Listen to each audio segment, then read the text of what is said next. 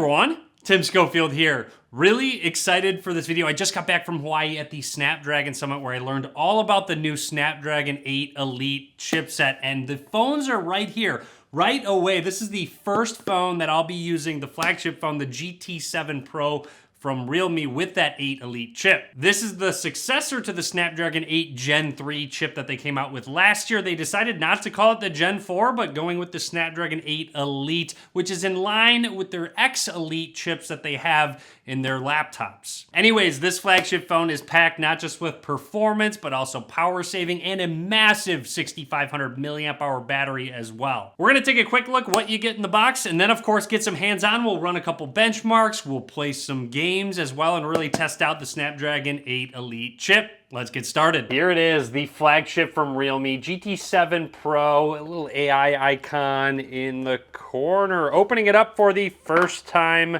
make it real. Let's see what we get in the box. Looks like they do include a case, which I'm a big fan of. Anytime extras are included, that is a welcome addition. I will throw this on the phone in a little bit. Also get our standard booklet plus our SIM ejection tool. Setting the phone to the side for now, let's build some suspense. We also have a couple more things. You'll of course need to charge that large 6,500 milliamp hour battery. You get a USB Type A cable to USB Type C plus, a fairly large charging brick. However, it is a 120 watt charging brick via USB Type A, so pretty crazy how fast this phone can charge. And on to what you came to see, the GT7 Pro from realme. There's a fingerprint in display. They did send the Mars orange color.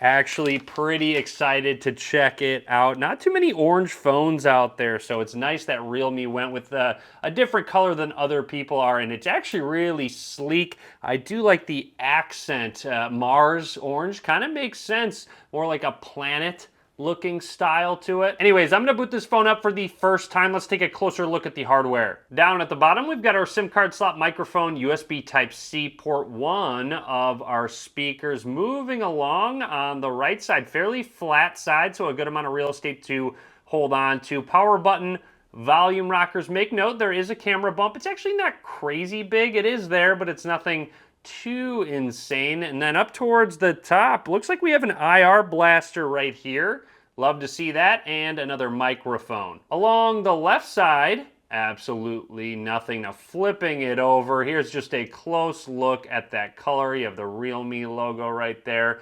Moving along, Hyper Image Plus on the side, and our triple camera setup. The main camera is a 50 megapixel lens with a Sony IMX906 sensor plus a telephoto camera. You get two 50 megapixel cameras. The main lens, a Sony IMX906 sensor, and the telephoto camera with a Sony IMX882 sensor. And then the ultra wide angle lens is 8 megapixels with a Sony IMX355 sensor. All right, I'm gonna run through the startup process, talk about anything that's noteworthy. You do have the option for fingerprint or face unlock. It is an ultrasonic fingerprint, which is great. It's better than optical. It will work better if your finger's wet and in other conditions, and work better in lower light conditions as well. So there's definitely perks to having an ultrasonic fingerprint scanner.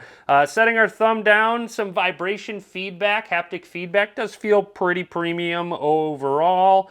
And there we go, fingerprints added. You can add more if you'd like to. They have an all new quick settings where you can go to split, which they recommend. So let's try that out. Essentially it splits it. You've got your notifications on the left and your quick toggles on the right. I believe, yeah, you can swipe back and forth from them, so it actually depends on where. So if I go straight in the middle, it does pull up notifications.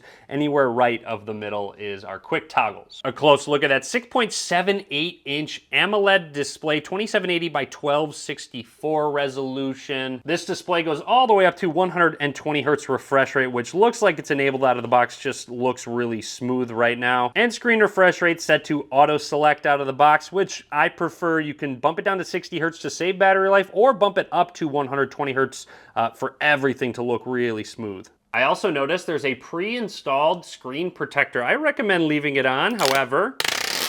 There we go. All right, what I'm really excited to test, that Snapdragon 8 Elite chipset. If I go to About Device, there it is, under processor. Again, 6,500 milliamp hour battery, but there's that Snapdragon 8 Elite mobile platform. Let's run some tests. Okay, let's put the Snapdragon 8 Elite chip to the test. We're gonna run some benchmarks, and then after that, we are going to do some gaming as well. So here's the results. I mainly wanted to see how warm this was going to get after continued testing. And yes, it is warm.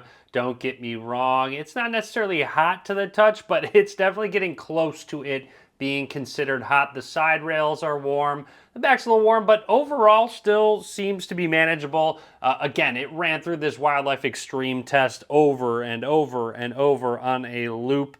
And you can see how the performance does dip a little in terms of frame rate over time with that heat getting to it. A couple of other things to note about the temp itself, the battery percentage, frame rate as well. Now keep in mind, I really don't put too much stock into benchmarks. I care way more about real world performance when gaming, multitasking, etc. But I did run a Geekbench test so you can compare the single core and multi-core scores with some previous devices. And let's do some gaming. This is PUBG in the highest settings, highest frames, highest quality setting as well. And what I'm looking for is any frame drops overall. I really just want to make sure that there's consistent frames throughout a longer gaming session. And so far so good, honestly, when there's a lot of action, whether I'm in the middle of a gunfight or if I'm potentially driving around one of the buggies, etc. It does a really good job. Also, you can check your frames on the Realme phone. If you swipe over from the side, there's kind of a game bar where you can see frames and a group of other different settings. You can even turn it to a performance mode to get the most out of your phone and that Snapdragon 8 Elite chip. And just one more quick gaming test. Just wanted to play some Asphalt racing. A little bit different than, you know, the first-person shooter or third-person shooter in the case of PUBG is going to be. So just to see some of the graphics, if we swipe over, you'll see it's at a consistent 60 frames a second. And keep in mind, this is after I've ran a bunch of different benchmarks as well, just to get an idea of, you know, in terms of performance. While it's still a little warm, it's not hot by any means, but it's still just a little bit warm.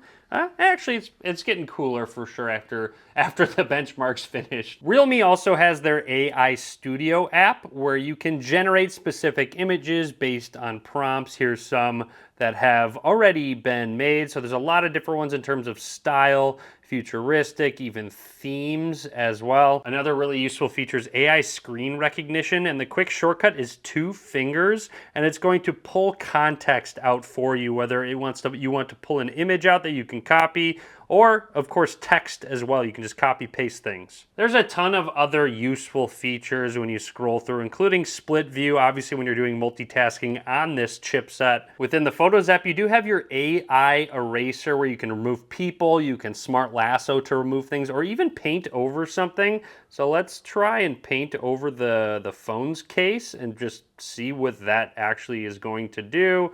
Oh, okay, so it looks like you paint over and then it removes it. Or you can use a smart lasso. So if I circle and lasso the charger, it should do the same thing, removing, and it generates an image behind it. You'll see it generates the desk wood.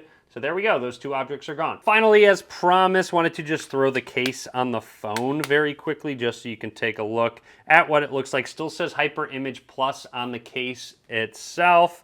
And unlocking the phone, there's just a quick look. So nothing crazy special in terms of the case. It does have cutouts for your microphone, IR blaster, and it covers the buttons on the side, but really nice that Realme does actually include a case. Not a lot of manufacturers do. But anyways, that is it for me on the GT7 Pro from Realme with the Snapdragon 8 Elite chipset inside. Drop a comment, let me know what you think. A lot more content coming soon, so be sure to click that subscribe button.